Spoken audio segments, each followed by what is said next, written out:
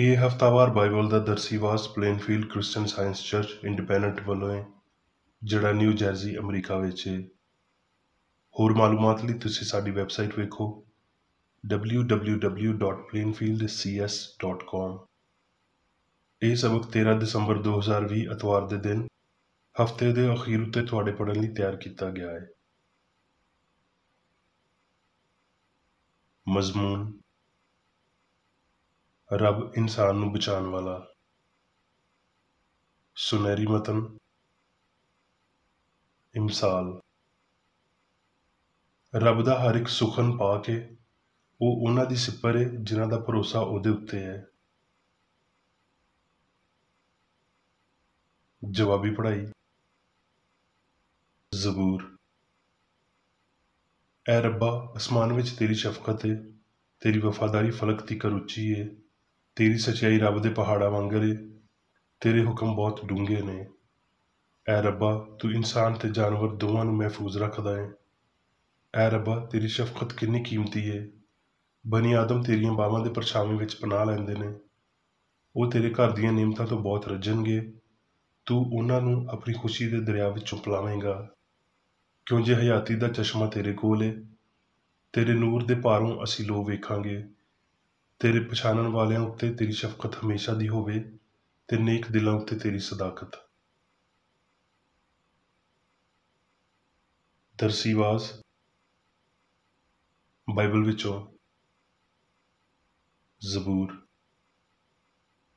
ਮੈਂ ਆਪਣੀਆਂ ਅੱਖੀਆਂ ਪਹਾੜ ਵੱਲ ਚੁੱਕਾਂਗਾ, ਮੇਰੀ ਮਦਦ ਕਿੱਥੋਂ ਆਵੇਗੀ। ਮੇਰੀ ਮਦਦ ਰੱਬ ਵੱਲੋਂ ਹੈ, ਜਿਨੇ ਅਸਮਾਨ ਤੇ ਧਰਤੀ ਨੂੰ ਬਣਾਇਆ।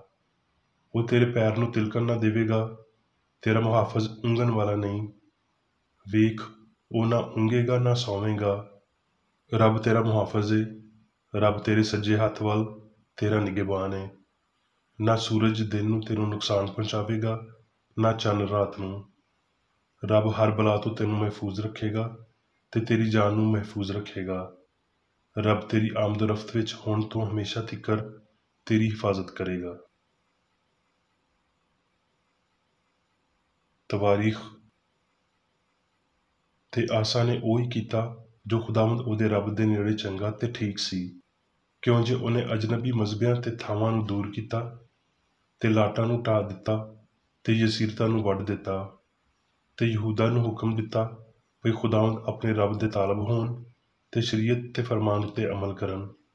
ਤੇ ਉਹਨੇ ਯਹੂਦਾ ਦੇ ਸਾਰੇ ਸ਼ਹਿਰਾਂ ਵਿੱਚੋਂ ਉੱਚੀਆਂ ਥਾਵਾਂ ਤੇ ਸੂਰਜ ਦੀਆਂ ਮੂਰਤੀਆਂ ਨੂੰ ਦੂਰ ਕਰ ਦਿੱਤਾ ਤੇ ਉਹਦੇ ਸਾਹਮਣੇ ਬਾਦਸ਼ਾਹੀ ਵਿੱਚ ਅਮਨ ਰਿਹਾ। ਤੇ ਆਸਾ ਦੇ ਕੋਲ ਬਣੀ ਯਹੂਦਾ ਦੇ 3 ਲੱਖ ਬੰਦਿਆਂ ਦਾ ਜੱਥਾ ਸੀ, ਜਿਹੜੇ ਢਾਲ ਤੇ ਭਾਲੇ ਚੁੱਕਦੇ ਸੀ, ਤੇ ਬਿਨਯਾਮੀਨ ਦੇ 2,80,000 ਸੀ, ਜਿਹੜੇ ਢਾਲ ਚੁੱਕਦੇ ਤੇ ਤੀਰ ਚਲਾਉਂਦੇ ਸੀ। ਇਹ ਸਾਰੇ ਸੂਰਮਾ ਸੀ।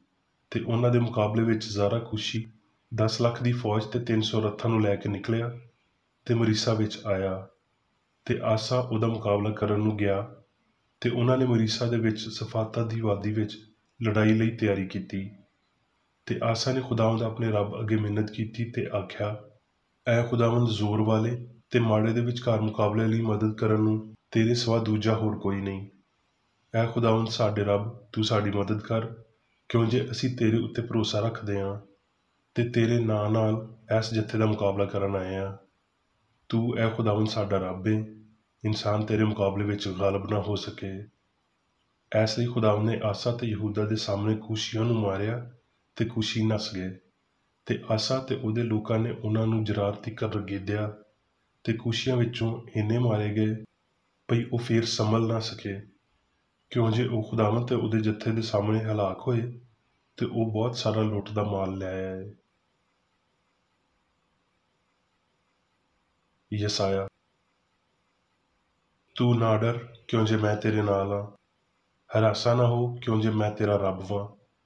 ਮੈਂ ਤੈਨੂੰ ਜ਼ੋਰ ਦੇਵਾਂਗਾ, ਮੈਂ ਯਕੀਨਨ ਤੇਰੀ ਮਦਦ ਕਰਾਂਗਾ ਤੇ ਮੈਂ ਆਪਣੀ ਸਦਾਕਤ ਦੇ ਸੱਜੇ ਹੱਥ ਨਾਲ ਤੈਨੂੰ ਸੰਭਾਲਾਂਗਾ। ਵੇਖ, ਉਹ ਸਾਰੇ ਜਿਹੜੇ ਤੇਰੇ ਉੱਤੇ ਗਜ਼ਬਨਾਕ ਨੇ ਪਸ਼ੇਮਾਨ ਤੇ ਰਸੂਆ ਹੋਣਗੇ। ਉਹ ਜਿਹੜੇ ਤੇਰੇ ਨਾਲ ਲੜਦੇ ਨੇ ਨਾਚੀਜ਼ ਹੋ ਜਾਣਗੇ ਤੇ ਹਲਾਕ ਹੋਣਗੇ। ਤੂੰ ਆਪਣੇ ਮੁਖਾਲਫਾਂ ਨੂੰ ਲੱਭੇਂਗਾ ਤੇ ਨਾ ਪਾਏਂਗਾ। ਤੇਰੇ ਨਾਲ ਲੜਨ ਵਾਲੇ ਨਾਬੂਦ ਤੇ ਨਾਚੀਜ਼ ਹੋ ਜਾਣਗੇ, ਕਿਉਂ ਜੇ ਮੈਂ ਤੇਰਾ ਖੁਦਾਵੰਦ ਰੱਬ ਤੇਰਾ ਸੱਜਾ ਹੱਥ ਫੜ ਕੇ ਆਖਾਂਗਾ, ਨਾ ਡਰ, ਮੈਂ ਤੇਰੀ ਮਦਦ ਕਰਾਂਗਾ। ਤਵਾਰੀਖ। ਦਾਊਦ ਬਾਦਸ਼ਾਹ ਅੰਦਰ ਜਾ ਕੇ ਖੁਦਾਵੰਦ ਦੇ ਸਾਹਮਣੇ ਬੈਠਿਆ ਤੇ ਆਖਣ ਲੱਗਿਆ, ਐ ਖੁਦਾਵੰਦ, ਕੋਈ ਤੇਰੇ ਵਾਂਗਰ ਨਹੀਂ ਤੇ ਤੇਰੇ ਸਿਵਾ ਜਿਹਨੂੰ ਅਸੀਂ ਆਪਣੇ ਕੰਨਾਂ ਨਾਲ ਸੁਣਿਆ ਹੈ ਹੋਰ ਕੋਈ ਨਹੀਂ ਹੈ। ਤੇ ਪੂਰੀ ਧਰਤੀ ਉੱਤੇ ਤੇਰੀ ਕੌਮ ਇਸਰਾਈਲ ਵਾਂਗਰ ਹੋਰ ਕਿਹੜੀ ਕੌਮ ਹੈ, ਜਿਹਨੂੰ ਰੱਬ ਨੇ ਜਾ ਕੇ ਆਪਣੀ ਉਮਤ ਬਣਾਉਣ ਲਈ ਆਪ ਛੁਡਾਇਆ, ਤਾਂ ਜੋ ਤੂੰ ਆਪਣੀ ਉਮਤ ਦੇ ਸਾਹਮਣੇ, ਜਿਹਨੂੰ ਤੂੰ ਮਿਸਰ ਤੋਂ ਰਿਹਾਈ ਦਿਲਾਈ, ਕੌਮਾਂ ਤੋਂ ਵੱਖ ਕਰਕੇ ਵੱਡੇ ਤੇ ਮੁਹੀਬ ਕੰਮਾਂ ਨਾਲ ਆਪਣਾ ਨਾ ਬਣਾਵੇਂ। ਕਿਉਂ ਜੇ ਤੂੰ ਆਪਣੀ ਕੌਮ ਇਸਰਾਈਲ ਨੂੰ ਹਮੇਸ਼ਾ ਲਈ ਆਪਣੀ ਕੌਮ ਬਣਾਇਆ ਤੇ ਤੂੰ ਆਪ ਐ ਖੁਦਾਵੰਦ ਉਹਨਾਂ ਦਾ ਰੱਬ ਹੋਇਆ ਹੈ। ਤਵਾਰੀਖ। ਇਹਦੇ ਬਾਅਦ ਇੰਜ ਹੋਇਆ ਭਈ ਦਾਊਦ ਨੇ ਫਲਿਸਤੀਆਂ ਨੂੰ ਮਾਰਿਆ ਤੇ ਉਹਨਾਂ ਨੂੰ ਮਗਲੂਬ ਕੀਤਾ ਤੇ ਜਾਤ ਨੂੰ ਉਹਦੇ ਪਿੰਡਾਂ ਸਮੇਤ ਫਲਿਸਤੀਆਂ ਦੇ ਹੱਥੋਂ ਲੈ ਲਿਆ। ਤੇ ਉਹਨੇ ਮੁਆਬ ਨੂੰ ਮਾਰਿਆ ਤੇ ਮੁਆਬੀ ਉਹਦੇ ਹੇਠਾਂ ਹੋ ਗਏ ਤੇ ਹਦੀਏ ਲਿਆਏ। ਤੇ ਦਾਊਦ ਨੇ ਜ਼ੋਬਾ ਦੇ ਬਾਦਸ਼ਾਹ ਹਿਦਰ ਅਜ਼ਰ ਨੂੰ ਵੀ, ਜਦੋਂ ਉਹ ਦਰਿਆਏ ਫਰਾਤ ਤੀਕਰ ਆਪਣੀ ਬਾਦਸ਼ਾਹੀ ਬਣਾਉਣ ਗਿਆ, ਹਮਾਤ ਵਿੱਚ ਮਾਰ ਲਿਆ। ਤੇ ਜਦੋਂ ਦਮਿਸ਼ਕ ਦੇ ਅਰਾਮੀ ਜ਼ੋਬਾ ਬਾਦਸ਼ਾਹ ਹਿਦਰ ਅਜ਼ਰ ਦੀ ਮਦਦ ਕਰਨ ਨੂੰ ਆਏ, ਦਾਊਦ ਨੇ ਅਰਾਮੀਆਂ ਵਿੱਚੋਂ 22,000 ਬੰਦੇ ਮਾਰੇ। ਤਦ ਦਾਊਦ ਨੇ ਦਮਿਸ਼ਕ ਦੇ ਅਰਾਮ ਵਿੱਚ ਸਿਪਾਹੀਆਂ ਦੀਆਂ ਚੌਕੀਆਂ ਬਣਾਈਆਂ ਤੇ ਅਰਾਮੀ ਦਾਊਦ ਦੇ ਹੇਠਾਂ ਹੋ ਗਏ ਤੇ ਹਦੀਏ ਲਿਆਏ। ਤੇ ਜਿੱਥੇ ਕਿਤੇ ਦਾਊਦ ਜਾਂਦਾ, ਖੁਦਾਵੰਦ ਉਹਨੂੰ ਫਤਹ ਦਿੰਦਾ ਸੀ। ਤੇ ਦਾਊਦ ਸਾਰੇ ਇਸਰਾਈਲ ਉੱਤੇ ਬਾਦਸ਼ਾਹੀ ਕਰਨ ਲੱਗਿਆ ਤੇ ਆਪਣੀ ਸਾਰੀ ਰਿਆਇਆ ਦੇ ਨਾਲ ਅਦਲ ਤੇ ਇਨਸਾਫ ਕਰਦਾ ਸੀ। ਯਸਾਇਆ। ਖੁਦਾਵੰਦ ਇੰਜ ਆਖਦਾ ਹੈ ਭਈ ਮੈਂ ਕਬੂਲੀਅਤ ਦੇ ਵੇਲੇ ਤੇਰੀ ਸੁਣੀ ਤੇ ਮੁਕਤੀ ਦੇ ਦਿਨ ਤੇਰੀ ਮਦਦ ਕੀਤੀ। ਮੈਂ ਤੇਰੀ ਹਿਫਾਜ਼ਤ ਕਰਾਂਗਾ ਤੇ ਲੋਕਾਂ ਲਈ ਤੈਨੂੰ ਇੱਕ ਅਹਿਦ ਬਣਾਵਾਂਗਾ, ਤਾਂ ਜੋ ਤੂੰ ਮੁਲਕ ਨੂੰ ਬਹਾਲ ਕਰੇ ਤੇ ਵੀਰਾਨ ਮਿਰਾਸ ਵਾਰਸਾਂ ਨੂੰ ਦੇਵੇਂ, ਤਾਂ ਜੋ ਤੂੰ ਕੈਦੀਆਂ ਨੂੰ ਆਖੇ ਭਈ ਨਿਕਲ ਜਾਓ ਤੇ ਉਹਨਾਂ ਨੂੰ ਜਿਹੜੇ ਹਨੇਰੇ ਵਿੱਚ ਨੇ ਭਈ ਆਪਣੇ ਆਪ ਨੂੰ ਵਿਖਾਓ। ਉਹ ਰਾਵਾਂ ਵਿੱਚ ਚਰਨਗੇ ਤੇ ਸਾਰੇ ਨੰਗੇ ਟੀਲੇ ਉਹਨਾਂ ਦੀਆਂ ਚਰਾਗਾਹਾਂ ਹੋਣਗੀਆਂ। ਉਹ ਨਾ ਭੁੱਖੇ ਹੋਣਗੇ ਤੇ ਨਾ ਤਰਿਆਏ, ਤੇ ਨਾ ਗਰਮੀ ਨਾ ਧੁੱਪ ਨਾਲ ਉਹਨਾਂ ਨੂੰ ਨੁਕਸਾਨ ਹੋਵੇਗਾ। ਕਿਉਂ ਜੇ ਉਹ ਜਿਹਦੀ ਰਹਿਮਤ ਉਹਨਾਂ ਉੱਤੇ ਹੈ, ਉਹਨਾਂ ਦਾ ਰਹਿਨੁਮਾ ਹੋਵੇਗਾ ਤੇ ਪਾਣੀ ਦੀਆਂ ਸੋਤਿਆਂ ਵੱਲ ਉਹਨਾਂ ਦੀ ਰਹਿਨੁਮਾਈ ਕਰੇਗਾ। ਇਫਸੀਓਂ। ਪਰ ਰੱਬ ਨੇ ਆਪਣੇ ਰਹਿਮ ਦੀ ਦੌਲਤ ਤੋਂ, ਉਸ ਵੱਡੀ ਮੁਹੱਬਤ ਦੇ ਪਾਰੋਂ ਜਿਹੜੀ ਉਹਨੇ ਸਾਡੇ ਨਾਲ ਕੀਤੀ, ਜਦੋਂ ਕਸੂਰਾਂ ਦੇ ਪਾਰੋਂ ਮੁਰਦਾ ਹੀ ਸੀ ਤੇ ਸਾਨੂੰ ਮਸੀਹ ਦੇ ਨਾਲ ਜ਼ਿੰਦਾ ਕੀਤਾ ਤੇ ਮਸੀਹ ਯਿਸੂ ਵਿੱਚ ਸ਼ਾਮਲ ਕਰਕੇ ਉਹਦੇ ਨਾਲ ਜਲਾਇਆ ਤੇ ਅਸਮਾਨੀ ਮੁਕਾਮਾਂ ਵਿੱਚ ਉਹਦੇ ਨਾਲ ਬਿਠਾਇਆ, ਤਾਂ ਜੋ ਉਹ ਆਪਣੀ ਉਸ ਮਿਹਰਬਾਨੀ ਤੋਂ ਜਿਹੜੀ ਮਸੀਹ ਯਿਸੂ ਵਿੱਚ ਸਾਡੇ ਉੱਤੇ ਆ, ਆਉਣ ਵਾਲੇ ਜ਼ਮਾਨਿਆਂ ਵਿੱਚ ਆਪਣੇ ਫਜ਼ਲ ਦੀ ਬੇਨਿਹਾਇਤ ਦੌਲਤ ਵਿਖਾਵੇ। ਕਿਉਂ ਜੇ ਤੁਹਾਨੂੰ ਈਮਾਨ ਦੇ ਪਾਰੋਂ ਫਜ਼ਲ ਨਾਲ ਹੀ ਮੁਕਤੀ ਮਿਲੀ ਏ ਤੇ ਇਹ ਤੁਹਾਡੇ ਵੱਲੋਂ ਨਹੀਂ, ਰੱਬ ਦੀ ਬਖਸ਼ਿਸ਼ ਹੈ। ਹੁਣ ਮੈਂ ਮੇਰੀ ਵਿਕਰੇਡੀ ਦੀ ਲਿਖੀ ਹੋਈ ਕ੍ਰਿਸਚਨ ਸਾਇੰਸ ਦੀ ਦਰਸੀ ਕਿਤਾਬ ਸਾਇੰਸ ਤੇ ਸਿਹਤ ਆਇਤਾਂ ਦੀ ਕੁੰਜੀ ਦੇ ਨਾਲ ਵਿੱਚੋਂ ਲਈਆਂ ਹੋਈਆਂ ਲਿਖਾਈਆਂ ਪੜ੍ਹਾਂਗਾ। ਸਾਇੰਸ ਤੇ ਸਿਹਤ। ਮਸੀਹਤ ਦੀ ਤਾਰੀਖ ਉਸ ਅਸਮਾਨੀ ਪਿਓ ਕਾਦਰ ਮੁਤਲਕ ਸਿਆਣ ਦੇ ਦਿੱਤੇ ਹੋਏ ਅਸਰਾਂ ਤੇ ਹਿਫਾਜ਼ਤ ਕਰਨ ਵਾਲੀ ਤਾਕਤ ਦੇ ਸ਼ਾਨਦਾਰ ਸਬੂਤਾਂ ਨੂੰ ਸਾਹਮਣੇ ਲਿਆਉਂਦੀ ਏ, ਜਿਹੜਾ ਇਨਸਾਨ ਨੂੰ ਈਮਾਨ ਤੇ ਸਮਝ ਦਿੰਦਾ ਏ, ਜਿਹਦੇ ਨਾਲ ਉਹ ਆਪਣੇ ਆਪ ਨੂੰ ਬਚਾ ਸਕਦਾ ਏ, ਨਾ ਸਿਰਫ ਆਜ਼ਮਾਇਸ਼ ਤੋਂ ਬਲਕਿ ਜਿਸਮਾਨੀ ਦੁੱਖਾਂ ਤੋਂ ਵੀ। ਅਬਰਾਨੀ, ਯੂਨਾਨੀ, ਲਾਤੀਨੀ ਤੇ ਅੰਗਰੇਜ਼ੀ ਬੋਲੀਆਂ ਵਿੱਚ ਈਮਾਨ ਤੇ ਇਹਦੇ ਨਾਲ ਦੇ ਲਫ਼ਜ਼ਾਂ ਦੇ ਦੋ ਮਤਲਬ ਨੇ, ਸੱਚਾਈ ਤੇ ਇਤਮਾਦ। ਈਮਾਨ ਦੀ ਇੱਕ ਕਿਸਮ ਦੂਜਿਆਂ ਦੀ ਭਲਾਈ ਲਈ ਕਿਸੇ ਬੰਦੇ ਉੱਤੇ ਭਰੋਸਾ ਕਰਦੀ ਏ। ਈਮਾਨ ਦੀ ਦੂਜੀ ਕਿਸਮ ਇਲਾਹੀ ਮੁਹੱਬਤ ਤੇ ਇਸ ਗੱਲ ਦੀ ਸਮਝ ਰੱਖਦੀ ਏ ਭਈ ਕਿਸੇ ਬੰਦੇ ਨੇ ਬਗੈਰ ਡਰੇ ਆਪ ਆਪਣੀ ਮੁਕਤੀ ਲਈ ਕੰਮ ਕਿਵੇਂ ਕਰਨਾ ਹੈ। ਐ ਖੁਦਾਵੰਦ, ਮੈਂ ਈਮਾਨ ਰੱਖਦਾ ਵਾਂ, ਤੂੰ ਮੇਰੀ ਬੇਇਤਕਾਦੀ ਦਾ ਇਲਾਜ ਕਰ। ਇਹ ਗੱਲ ਅੰਨੇ ਭਰੋਸੇ ਦੀ ਬੇਬਸੀ ਨੂੰ ਜ਼ਾਹਿਰ ਕਰਦੀ ਏ, ਜਦ ਕਿ ਇਹ ਹੁਕਮ ਭਈ ਈਮਾਨ ਰੱਖ ਤੇ ਤੂੰ ਮੁਕਤੀ ਪਾਏਗਾ ਇੱਕ ਖੁਦਮੁਖਤਾਰ ਭਰੋਸੇ ਦੀ ਮੰਗ ਕਰਦਾ ਏ, ਜਿਹਦੇ ਵਿੱਚ ਰੂਹਾਨੀ ਫਹਿਮ ਸ਼ਾਮਲ ਹੁੰਦਾ ਹੈ ਤੇ ਇਹ ਸਾਰੀਆਂ ਗੱਲਾਂ ਦਾ ਰੱਬ ਦੇ ਸਾਹਮਣੇ ਇਤਰਾਫ ਕਰਦਾ ਹੈ। ਉਹ ਦੁਆ ਜਿਹੜੀ ਪਾਪੀ ਨੂੰ ਠੀਕ ਕਰਦੀ ਏ ਤੇ ਬਿਮਾਰ ਨੂੰ ਠੀਕ ਕਰਦੀ ਏ, ਉਹ ਪੂਰੇ ਤੌਰ ਤੇ ਇਹ ਈਮਾਨ ਏ ਭਈ ਰੱਬ ਲਈ ਸਭ ਕੁਝ ਮੁਮਕਿਨ ਏ, ਜਿਹੜੀ ਉਹਦੇ ਬਾਰੇ ਇੱਕ ਰੂਹਾਨੀ ਸਮਝ, ਇੱਕ ਬੇਗਰਜ਼ ਪਿਆਰ ਹੈ। ਪੁਰਾਣੇ ਮਸੀਹੀ ਇਲਾਜ ਕਰਨ ਵਾਲੇ ਸੀ। ਮਸੀਹਤ ਦਾ ਇਹ ਅਨਸਰ ਗਵਾਚ ਕਿਉਂ ਗਿਆ ਹੈ? ਕਿਉਂ ਜੇ ਸਾਡਾ ਮਜ਼ਹਬੀ ਨਿਜ਼ਾਮ ਘੱਟੋ ਘੱਟ ਸਾਡੇ ਤਿੱਬੀ ਨਿਜ਼ਾਮਾਂ ਦੇ ਹੇਠਾਂ ਆ ਗਿਆ ਹੈ। ਪਹਿਲੀ ਬੁੱਤ ਪ੍ਰਸਤੀ ਮਾਦੇ ਉੱਤੇ ਯਕੀਨ ਸੀ। ਸਕੂਲਾਂ ਨੇ ਖੁਦਾਈ ਉੱਤੇ ਈਮਾਨ ਦੀ ਬਜਾਏ ਮਨਸ਼ੀਆਤ ਦੇ ਫੈਸ਼ਨ ਉੱਤੇ ਈਮਾਨ ਨੂੰ ਵਧਾਇਆ ਹੈ। ਇਨਸਾਨ ਸਮਝਦੇ ਨੇ ਵੀ ਉਹ ਚੰਗਿਆਈ ਦੇ ਬਗੈਰ ਜ਼ਿੰਦਾ ਰਹਿ ਸਕਦੇ ਨੇ, ਜਦ ਕਿ ਰੱਬ ਚੰਗਿਆਈ ਤੇ ਇਕੱਲਾ ਹੀ ਅਸਲ ਹਯਾਤੀ ਹੈ। ਤੇ ਇਹਦਾ ਨਤੀਜਾ ਕੀ ਹੁੰਦਾ ਹੈ? ਉਸ ਇਲਾਹੀ ਅਸੂਲ ਦੇ ਬਾਰੇ ਘੱਟ ਫਹਿਮ ਰੱਖਦਿਆਂ ਹੋਏ, ਜਿਹੜਾ ਮੁਕਤੀ ਤੇ ਸ਼ਿਫਾ ਦਿੰਦਾ ਹੈ, ਇਨਸਾਨ ਸਿਰਫ ਈਮਾਨ ਦੇ ਨਾਲ ਪਾਪ, ਬਿਮਾਰੀ ਤੇ ਮੌਤ ਤੋਂ ਰਿਹਾਈ ਪਾ ਸਕਦੇ ਨੇ। ਇਹ ਗਲਤੀਆਂ ਅਸਲ ਵਿੱਚ ਇੰਜ ਤਬਾਹ ਨਹੀਂ ਹੁੰਦੀਆਂ, ਤੇ ਉਹਨਾਂ ਨੂੰ ਉਦੋਂ ਤੀਕਰ ਇੱਥੇ ਜਾਂ ਇਸ ਤੋਂ ਬਾਅਦ ਇਨਸਾਨਾਂ ਦੇ ਨਾਲ ਜੁੜੇ ਰਹਿਣਾ ਚਾਹੀਦਾ ਹੈ ਜਦੋਂ ਤੀਕਰ ਉਹ ਸਾਇੰਸ ਵਿੱਚ ਰੱਬ ਦੇ ਅਸਲੀ ਇਦਰਾਕ ਨੂੰ ਨਹੀਂ ਪਾ ਲੈਂਦੇ, ਜਿਹਦੇ ਨਾਲ ਰੱਬ ਦੇ ਬਾਰੇ ਇਨਸਾਨ ਦੀਆਂ ਗਲਤ ਫਹਿਮੀਆਂ ਹੁੰਦੀਆਂ ਨੇ, ਤੇ ਇਹ ਉਹਦੀ ਕਾਮਲੀਅਤ ਦੇ ਬਾਰੇ ਵੱਡੀਆਂ ਹਕੀਕਤਾਂ ਨੂੰ ਜ਼ਾਹਿਰ ਕਰਦਾ ਹੈ।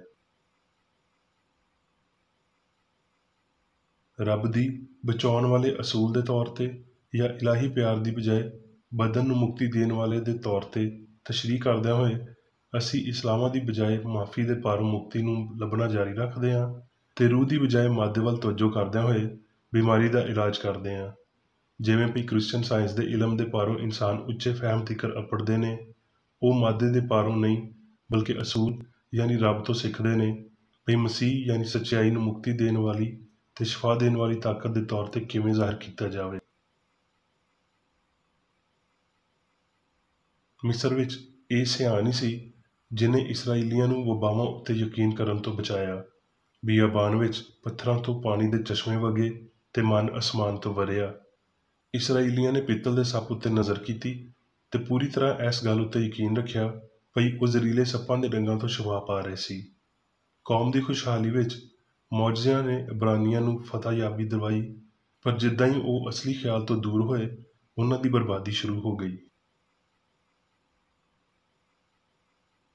ਇਲਾਹੀ ਪਿਆਰ ਜਿਨ੍ਹੇ ਜ਼ਹਿਰੀਲੇ ਸੱਪ ਨੂੰ ਬੇਜ਼ਰਰ ਬਣਾਇਆ, ਜਿਨ੍ਹੇ ਬੰਦਿਆਂ ਨੂੰ ਉਬਲਦੇ ਹੋਏ ਤੇਲ ਤੋਂ, ਬਾਲਦੇ ਹੋਏ ਤੰਦੂਰ ਤੋਂ, ਸ਼ੇਰ ਦੇ ਪੰਜਿਆਂ ਤੋਂ ਬਚਾਇਆ, ਉਹ ਹਰ ਦੌਰ ਵਿੱਚ ਬਿਮਾਰ ਨੂੰ ਸ਼ਿਫਾ ਦੇ ਸਕਦਾ ਤੇ ਪਾਪ ਤੇ ਮੌਤ ਉੱਤੇ ਫਤਹਿਮੰਦ ਹੋ ਸਕਦਾ ਹੈ। ਉਹਨੇ ਯਿਸੂ ਦੇ ਇਜ਼ਹਾਰਾਂ ਨੂੰ ਬਿਲਾ ਸਬਕਤ ਤਾਕਤ ਤੇ ਪਿਆਰ ਨਾਲ ਸਰਤਾਜ ਕੀਤਾ। ਪਰ ਉਹ ਹੀ ਸਿਆਣ ਜਿਹੜੀ ਮਸੀਹ ਯਿਸੂ ਦੀ ਵੀ ਹੈ, ਸਾਇੰਸ ਦੇ ਖੱਤ ਦੇ ਨਾਲ ਹੋਣੀ ਚਾਹੀਦੀ ਹੈ, ਤਾਂ ਜੋ ਨਬੀਆਂ ਤੇ ਰਸੂਲਾਂ ਦੇ ਪੁਰਾਣੇ ਇਜ਼ਹਾਰਾਂ ਨੂੰ ਦੁਹਰਾਏ ਤੇ ਤਸਦੀਕ ਕਰੇ। ਇਹ ਗੱਲ ਖਾਹਿਸ਼ ਦੇ ਘਾਟੇ ਪਾਰੋਂ ਇੰਨੀ ਉਜਾਗਰ ਨਹੀਂ ਹੁੰਦੀ ਜਿੰਨੀ ਰੂਹਾਨੀ ਤਰੱਕੀ ਦੇ ਘਾਟੇ ਪਾਰੋਂ ਹੁੰਦੀ ਹੈ, ਭਈ ਉਹ ਅਜੀਬ ਕੰਮ ਅੱਜ ਆਮ ਤੌਰ ਤੇ ਦੁਹਰਾਏ ਨਹੀਂ ਜਾਂਦੇ।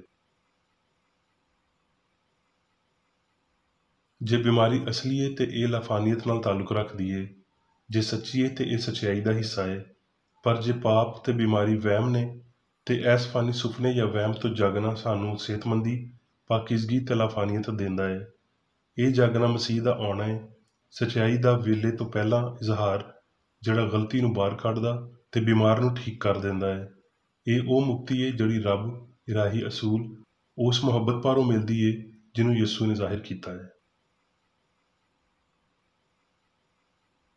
ਜੇ ਇਨਸਾਨ ਮਾਦੀ ਫਹਿਮ ਦੇ ਨਾਮ ਨਿਹਾਦ ਦੁੱਖਾਂ ਤੇ ਖੁਸ਼ੀਆਂ ਵਾਲੇ ਈਮਾਨ ਦੀ ਬਜਾਏ ਅੱਧਾ ਈਮਾਨ ਹੀ ਸਿਆਣ ਦੀ ਸਾਇੰਸ ਦੀ ਪੜ੍ਹਾਈ ਉੱਤੇ ਰੱਖਣ, ਤੇ ਉਹ ਵੱਧ ਤੋਂ ਬਦਤਰੀਨ ਵੱਲ ਨਹੀਂ ਜਾਣਗੇ ਜਦੋਂ ਤੀਕਰ ਵੀ ਕੈਦੋਬੰਦ ਨਾਲ ਉਹਨਾਂ ਦੀ ਤਰਬੀਅਤ ਨਾ ਹੋ ਜਾਵੇ, ਬਲਕਿ ਪੂਰੀ ਇਨਸਾਨੀ ਨਸਲ ਮਸੀਹ ਦੇ ਮਿਆਰਾਂ ਦੇ ਰਾਹੀਂ, ਸੱਚਾਈ ਦੇ ਤਰਜ਼ੇ ਫਿਕਰ ਤੇ ਕਬੂਲੀਅਤ ਦੇ ਰਾਹੀਂ ਰਿਹਾਈ ਪਾਵੇਗੀ। ਇਸ ਜਲਾਲੀ ਨਤੀਜੇ ਲਈ ਕ੍ਰਿਸਚਨ ਸਾਇੰਸ ਰੂਹਾਨੀ ਇਦਰਾਕ ਦੀ ਮਿਸ਼ਲ ਬਾਲਦੀ ਹੈ। ਰੱਬ ਉੱਤੇ ਸਾਡੇ ਈਮਾਨ ਦੀ ਹਰ ਅਜ਼ਮਾਇਸ਼ ਸਾਨੂੰ ਮਜ਼ਬੂਤ ਕਰਦੀ ਏ। ਮਾਦੀ ਹਾਲਤ ਦਾ ਰੂਹ ਦੇ ਪਾਰੋਂ ਹਾਰਨਾ ਜਿੰਨਾ ਔਖਾ ਲੱਗੇਗਾ, ਓਨਾ ਹੀ ਸਾਡਾ ਈਮਾਨ ਮਜ਼ਬੂਤ ਤੇ ਸਾਡਾ ਪਿਆਰ ਪਾਕਤਰੀਨ ਹੋਣਾ ਚਾਹੀਦਾ ਹੈ। ਇਹ ਸਮਝ ਪਈ ਹਯਾਤੀ ਰੱਬ ਰੂਹ ਏ, ਹਯਾਤੀ ਦੀ ਨਾ ਮੁੱਕਣ ਵਾਲੀ ਅਸਲੀਅਤ ਉੱਤੇ, ਉਹਦੀ ਕੁਦਰਤ ਤੇ ਲਾਫਾਨੀਅਤ ਉੱਤੇ ਯਕੀਨ ਰੱਖਣ ਨਾਲ ਸਾਡੇ ਦਿਨ ਲੰਮੇ ਕਰਦਾ ਹੈ। ਈਮਾਨ ਇੱਕ ਸਮਝੇ ਹੋਏ ਅਸੂਲ ਉੱਤੇ ਇਨਹਿਸਾਰ ਕਰਦਾ ਹੈ। ਇਹ ਅਸੂਲ ਬਿਮਾਰ ਨੂੰ ਠੀਕ ਕਰਦਾ ਹੈ ਤੇ ਬਰਦਾਸ਼ਤ ਤੇ ਸ਼ੈਵਾਂ ਦੇ ਹਮ-ਆਹੰਗ ਮਰਹਲਿਆਂ ਨੂੰ ਜ਼ਾਹਿਰ ਕਰਦਾ ਹੈ। ਜਦੋਂ ਅਸੀਂ ਗਲਤੀ ਤੋਂ ਬਹੁਤਾ ਹਯਾਤੀ ਦੀ ਸੱਚਾਈ ਉੱਤੇ ਭਰੋਸਾ ਕਰਦੇ ਹਾਂ, ਮਾਦੇ ਤੋਂ ਬਹੁਤਾ ਰੂਹ ਤੇ ਭਰੋਸਾ ਕਰਦੇ ਹਾਂ, ਮਰਨ ਤੋਂ ਬਹੁਤਾ ਜੀਣ ਤੇ ਭਰੋਸਾ ਕਰਦੇ ਹਾਂ, ਇਨਸਾਨ ਤੋਂ ਬਹੁਤਾ ਰੱਬ ਉੱਤੇ ਭਰੋਸਾ ਕਰਦੇ ਹਾਂ, ਤੇ ਕੋਈ ਮਾਦੀ ਮਫਰੂਜ਼ੇ ਸਾਨੂੰ ਬਿਮਾਰਾਂ ਨੂੰ ਸ਼ਿਫਾ ਦੇਣ ਤੇ ਗਲਤੀ ਨੂੰ ਤਬਾਹ ਕਰਨ ਤੋਂ ਨਹੀਂ ਰੋਕ ਸਕਦੇ। ਜਦੋਂ ਇਲਾਹੀ ਸੋਚ ਨਫਸਿਆਤੀ ਸੋਚ ਦੇ ਈਮਾਨ ਉੱਤੇ ਤੇ ਇਸ ਈਮਾਨ ਉੱਤੇ ਕਾਬੂ ਪਾ ਲੈਂਦੀ ਏ ਭਈ ਰੱਬ ਉੱਤੇ ਭਰੋਸਾ ਪਾਪ ਤੇ ਮਾਦੀ ਸ਼ਿਫਾਈਆ ਤਰੀਕਿਆਂ ਉੱਤੇ ਯਕੀਨ ਨੂੰ ਤਬਾਹ ਕਰ ਦਿੰਦਾ ਹੈ ਤੇ ਪਾਪ, ਬਿਮਾਰੀ ਤੇ ਮੌਤ ਗਾਇਬ ਹੋ ਜਾਣਗੇ। ਹੁਣ ਮੈਂ ਮੇਰੀ ਬੇਕਰੇਡੀ ਵੱਲੋਂ ਚਰਚਮਾਨਮਲ ਵਿੱਚ ਦਿੱਤੇ ਹੋਏ ਰੋਜ਼ਾਨਾ ਦੇ 3 ਫਰਜ਼ ਪੜਾਂਗਾ। ਰੋਜ਼ਾਨਾ ਦੀ ਦੁਆ। ਇਸ ਚਰਚ ਦੇ ਹਰ ਰੁਕਨ ਦਾ ਇਹ ਫਰਜ਼ ਹੈ ਭਈ ਉਹ ਹਰ ਰੋਜ਼ ਇਹ ਦੁਆ ਕਰੇ, ਤੇਰੀ ਬਾਦਸ਼ਾਹੀ ਆਵੇ, ਇਲਾਹੀ ਸੱਚਾਈ, ਹਯਾਤੀ ਤੇ ਪਿਆਰ ਦੀ ਸਲਤਨਤ ਮੇਰੇ ਅੰਦਰ ਕਾਇਮ ਹੋਵੇ ਤੇ ਸਾਰੇ ਪਾਪ ਮੈਥੋਂ ਨਿਕਲ ਜਾਣ ਤੇ ਤੇਰਾ ਕਲਾਮ ਸਾਰੇ ਇਨਸਾਨਾਂ ਦੇ ਪਿਆਰ ਨੂੰ ਵਧਾਵੇ ਤੇ ਉਹਨਾਂ ਉੱਤੇ ਹਕੂਮਤ ਕਰੇ। ਮਕਸਦਾਂ ਤੇ ਕੰਮਾਂ ਦਾ ਇੱਕ ਅਸੂਲ। ਨਾ ਕੋਈ ਮੁਖਾਲਫਤ ਤੇ ਨਾ ਕੋਈ ਜ਼ਾਤੀ ਤਾਲੁਕ ਮਾਦਰੀ ਚਰਚ ਦੇ ਕਿਸੇ ਰੁਕਨ ਦੇ ਮਕਸਦਾਂ ਜਾਂ ਕੰਮਾਂ ਉੱਤੇ ਅਸਰ ਕਰਨੇ ਚਾਹੀਦੇ। ਸਾਇੰਸ ਵਿੱਚ ਬਸ ਇਲਾਹੀ ਪਿਆਰ ਹੀ ਹਕੂਮਤ ਕਰਦਾ ਹੈ ਤੇ ਇੱਕ ਮਸੀਹੀ ਸਾਇੰਸਦਾਨ ਪਾਪ ਨੂੰ ਰੱਦ ਕਰਦਿਆਂ ਹੋਏ ਸੁੱਚੀ ਭਰਾਬੰਦੀ, ਖੈਰਾਤ ਪਸੰਦੀ ਤੇ ਮਾਫੀ ਨਾਲ ਪਿਆਰ ਦੀਆਂ ਮਿੱਠੀਆਂ ਸੱਚਾਈਆਂ ਦਾ ਪਰਛਾਵਾਂ ਬਣਦਾ ਹੈ। ਇਸ ਚਰਚ ਦੇ ਸਾਰੇ ਰੁਕਨਾਂ ਨੂੰ ਸਾਰੇ ਪਾਪਾਂ ਤੋਂ, ਗਲਤ ਤਰ੍ਹਾਂ ਦੀਆਂ ਪੇਸ਼ਨਗੋਈਆਂ, ਮੁਨਸਫੀਆਂ, ਮੁਜ਼ੰਮਤਾਂ, ਸਲਾਮਾਂ, ਗਲਤ ਅਸਰਾਂ ਨੂੰ ਲੈਣ ਤੇ ਗਲਤ ਅਸਰ ਦੇਣ ਤੋਂ ਆਜ਼ਾਦ ਰਹਿਣ ਲਈ ਹਰ ਰੋਜ਼ ਖਿਆਲ ਰੱਖਣਾ ਚਾਹੀਦਾ ਹੈ ਤੇ ਦੁਆ ਕਰਨੀ ਚਾਹੀਦੀ ਹੈ। ਫਰਜ਼ ਲਈ ਚੁਸਤੀ। ਇਸ ਚਰਚ ਦੇ ਹਰ ਰੁਕਨ ਦਾ ਇਹ ਫਰਜ਼ ਹੈ ਕਿ ਉਹ ਹਰ ਰੋਜ਼ ਜਾਰਿਹਾਨਾ ਜ਼ੇਨੀ ਇਸਲਾਮਾਂ ਦੇ ਖਿਲਾਫ ਆਪਣੇ ਆਪ ਨੂੰ ਤਿਆਰ ਰੱਖੇ ਤੇ ਰੱਬ, ਆਪਣੇ ਕਾਇਦ ਤੇ ਇਨਸਾਨਾਂ ਲਈ ਆਪਣੇ ਫਰਜ਼ਾਂ ਨੂੰ ਨਾ ਕਦੀ ਭੁੱਲੇ ਤੇ ਨਾ ਕਦੀ ਨਜ਼ਰਅੰਦਾਜ਼ ਕਰੇ। ਉਹਦੀ ਕੰਮਾਂ ਦੇ ਰਾਹੀਂ ਉਹਦਾ ਇਨਸਾਫ ਹੋਵੇਗਾ, ਉਹ ਬੇਕਸੂਰ ਜਾਂ ਕਸੂਰਵਾਰ ਹੋਵੇਗਾ।